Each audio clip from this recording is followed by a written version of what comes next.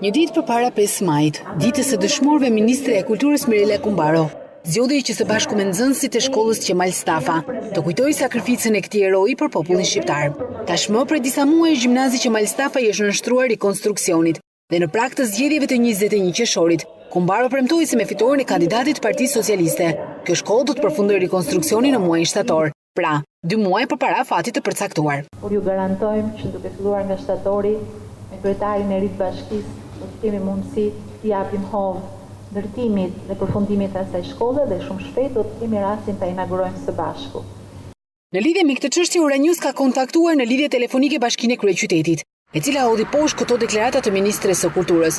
Sipas Bashkisë së Tiranës, kontrata e lidhur me firmën kontraktuese për rikonstruksionin e shkollës Qemal Stafa parashikon që afati i përfundimit të punimeve është muaji nëntor.